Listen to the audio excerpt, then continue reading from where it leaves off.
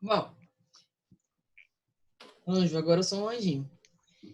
Vocês devem ter visto lá no curso que vocês estão fazendo, que uma das primeiras coisas que a gente, quando vai estudar direito constitucional, é o termo constitucionalismo, né? O que foi isso? Para que ele serve? Para que ele serviu? Para que ele existiu? Né? E provavelmente vocês devem ter visto isso nas leituras de vocês, tá? Quem está com o WhatsApp aberto, só minimiza para não fazer o barulho, tá? Por favor. Foi eu. Porque sai aqui o barulho. Tá, então vamos lá. Então, o que vem a ser o constitucionalismo, né? Para que ele serviu? A gente tem que voltar um pouco na história para poder falar de constitucionalismo. A gente sabe que no passado nós tínhamos uma época de completo absolutismo, não é? Vocês já estudaram ciência política? Já estudaram ciência política? Não. Não. Ainda não. Ciência política é uma área que estuda o Estado, a formação do Estado, como que o Estado surgiu, como que o Estado se organiza, essas coisas todas.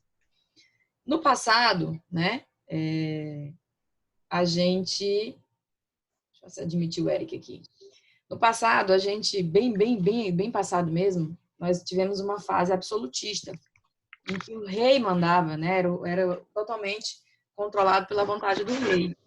Então, o processo de constitucionalismo foi o seguinte: lá no passado, ele veio com a finalidade de tornar as normas escritas, porque até então elas não eram escritas, elas eram ditadas pelo rei, e elas vieram como uma forma de impor limites a esse tipo de governo, né?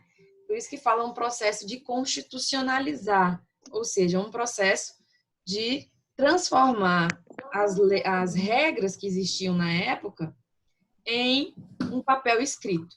Tanto é que hoje a gente tem a Constituição Federal escrita, né? Se vocês tiverem a curiosidade de olhar, vocês vão ver que ela é escrita. Ela não é oral, ela é praticada através de um documento. Tudo bem até aqui? Sim. Tá.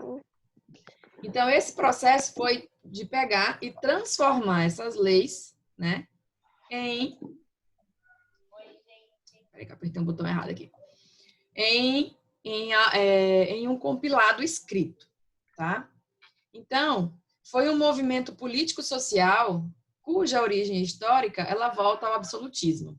Ou seja, eles vinham limitar esse poder arbitrário, né, que era desenvolvido pelos monarcas naquela época. Depois, como uma carta constitucional escrita, ela veio trazer os propósitos de atuação do próprio governo. Como que o governo vai atuar, como que ele vai se organizar, né? Como que ele vai estruturar as suas regras de organização política, administrativa, né? Vocês vão estudar direito administrativo no segundo ano e vocês vão entender um pouquinho mais do que é essa organização administrativa, o que é o Estado, como que o Estado atua, quais as funções típicas, quais as funções atípicas do Estado e etc. E naquela época, o poder ele era exercido de forma absoluta, ou seja, a mesma pessoa tinha o poder de julgar, tinha o poder de punir, tinha o poder de fazer o que ela bem entendesse. A gente não tinha separação de poderes, a gente não tinha uma série de coisas que nós temos hoje, que são garantias que nós temos. Então, esse processo de constitucionalismo, ele foi exatamente essa situação, né? Um processo de passar a positivar, a escrever, a tornar escrita essas regras, para que elas passassem a limitar essa atuação que até então era tão discricionária, né? O cara fazia o que ele queria. Então, prejudicava muito as pessoas, os direitos pessoais, né, os direitos individuais. Dentro do trabalho de vocês, que vocês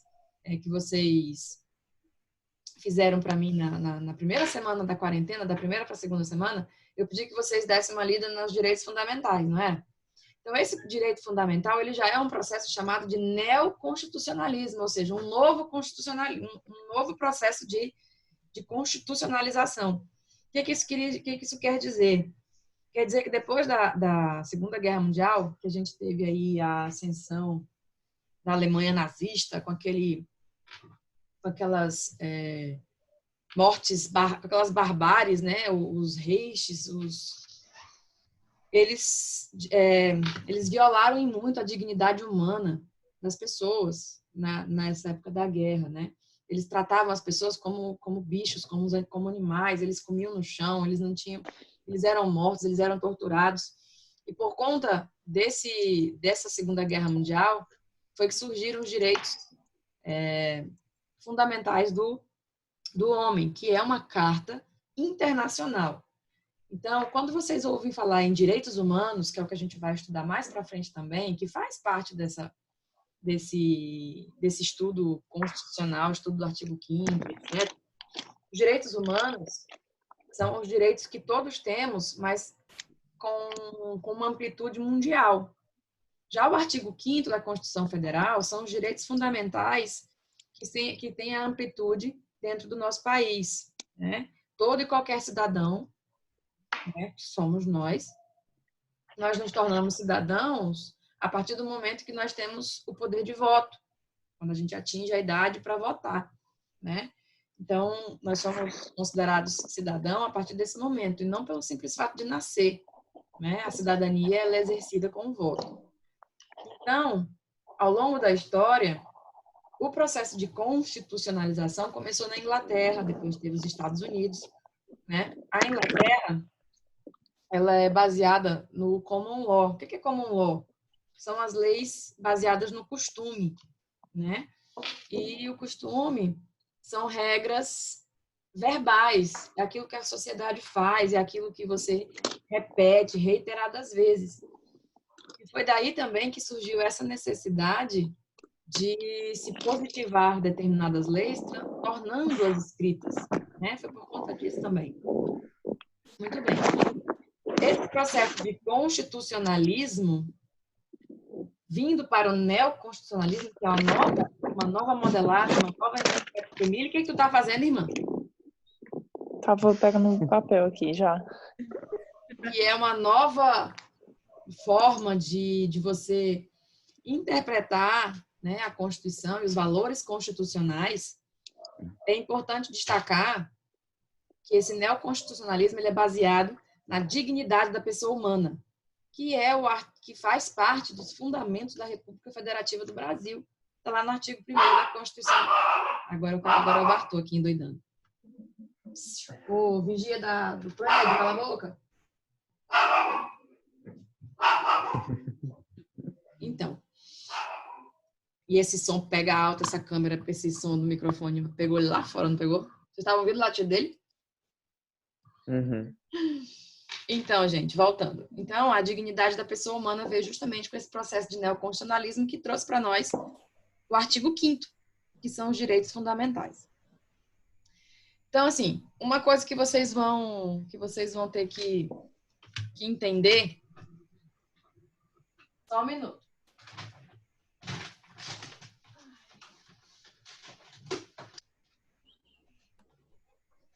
Aqui nós é YouTube, né?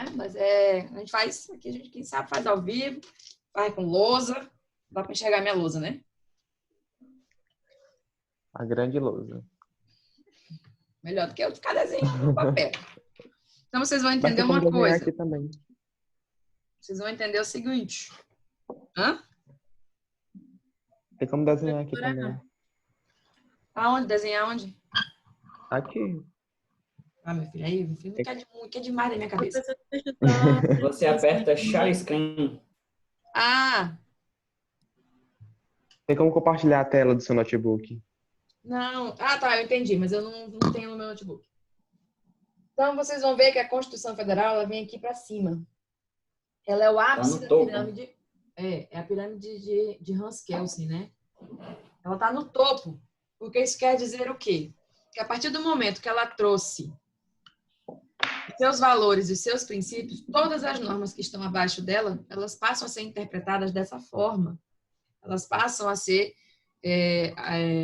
um processo de constitucionalização. Você passa a interpretar todos os outros ramos conforme os ditames da Constituição Federal. Então, o que a Constituição fala? Ela fala que nós temos uma república federativa. Federativa porque nós somos entes federados, Estado, União, Estado e município, cada um com as suas atribuições, cada um exercendo autonomia naquilo que lhe é permitido, mas a gente tem um governo central, a gente tem ali o exercício da presidência da República, da União, que vem delimitando a atuação dos demais entes federados, que são todos os estados, tá?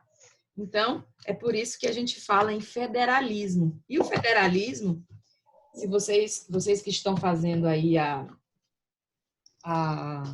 aula lá do Senado, vocês veem que ela surge na primeira Constituição do Brasil. No Brasil, nós tivemos 7, né, constituições, sendo que a primeira foi a Constituição do Império, né?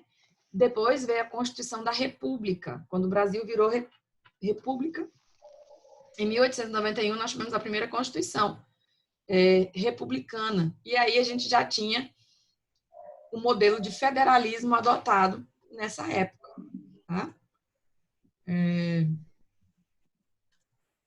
Deixa eu voltar aqui que eu apertei para minimizar o negócio aqui e o bicho deu tilt. Então, nós tivemos aí essa aqui, ó.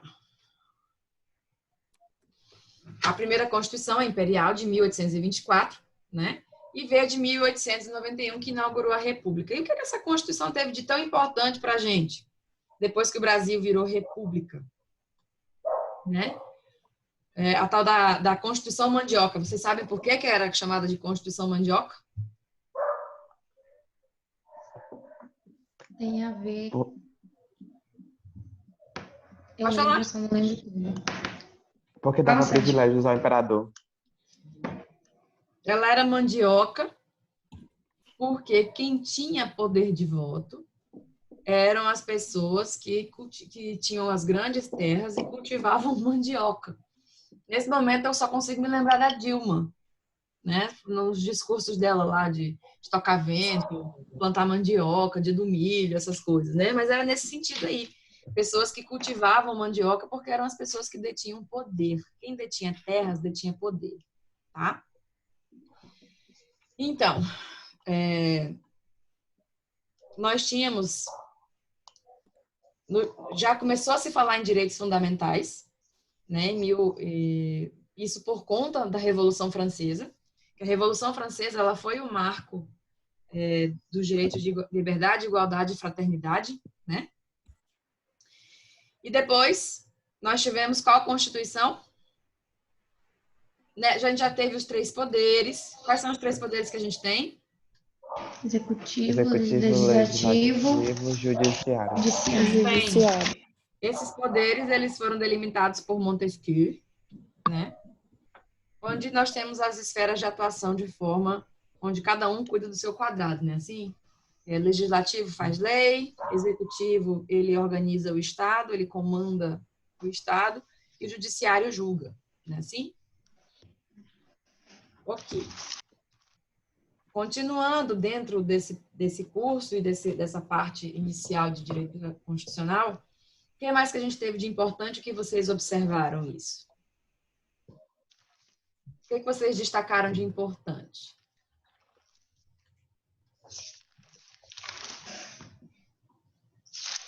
Somente os homens votavam naquela época, né? O direito ao voto. É a Constituição de 1891, né, professora? Isso, que é a primeira Constituição republicana, isso. E também é o voto secreto. Inaugurou a República.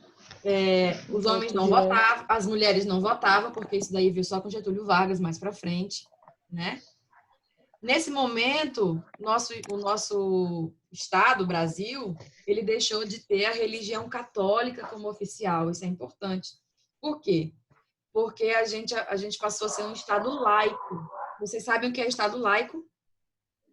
É que não tem uma Que é religião. desligado de religião. Exato, é um Estado que ele não prega uma religião, né? Ele permite que você siga a religião que você quiser ou religião nenhuma, né? O que você não queira ser, se você quiser ser um ator na vida, um ateu, ele também permite que você também siga qualquer outra corrente aí que não seja uma corrente religiosa, né?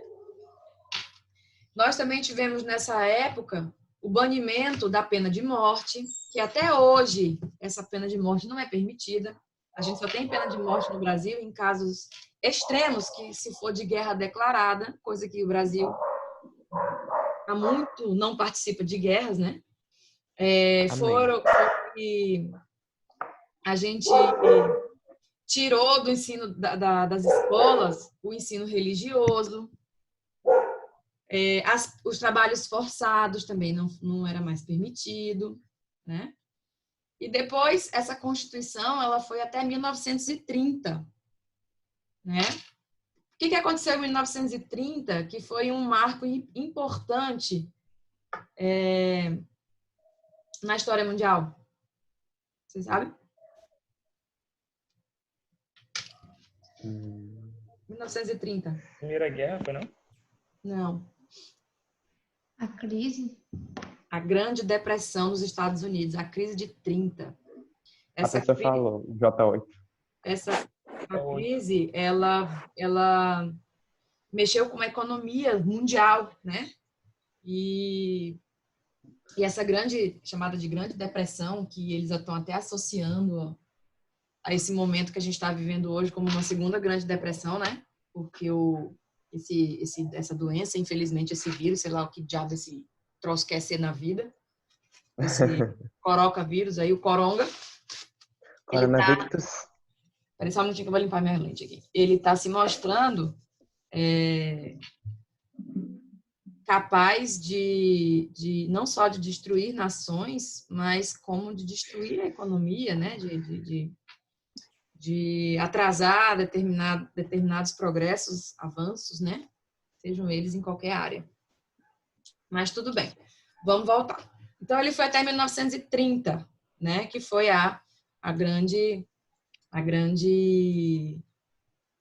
um grande marco histórico, né? Que foi a Grande Depressão de 30 lá dos Estados Unidos, onde as pessoas perderam suas hipotecas, perderam suas casas, os Estados Unidos entrou em colapso. E os Estados Unidos em colapso, a gente sabe que também o Brasil não escaparia e o resto do mundo, né? Afinal de contas, os Estados Unidos hoje ainda é o grande financiador, através do Banco Mundial, por exemplo, o grande financiador de grandes países em crescimento, como o Brasil é um país considerado em crescimento ainda. Por que aconteceu essa grande crise? Porque quebrou financeiramente, eles quebraram, né? E aí veio essa... Mas tem um motivo, eu estudei isso ano passado, só que eu não lembro. Já vou dizer para vocês. Fala de história. Crise de 30. Eu estudei ano passado. Eu tenho um livro aqui de história que de vez em quando eu dou uma olhada, assim, sabe? Mas eu já... Eu acho que é porque os investidores investiram tanto em produzir que teve uma época do conflito, né, da Segunda Guerra Mundial, né? Exato. Na primeira. Ela deu aso à Segunda Guerra Mundial, né? Pois é. Aí eles produziram tanto que não tinha mais gente para comprar. Aí acabou ficando estocado. Uhum. Aí ficou lá. Acabou se estragando os produtos, ninguém comprava e as bolsas despencaram. Muito bem, garoto. Ainda lembro um pouco. Tá fresquinho, hein? Não é? Olha só, o que eu vou passado também. Vocês estão vendo aí? Vocês estão vendo? Ainda não, peraí. Tá carregando.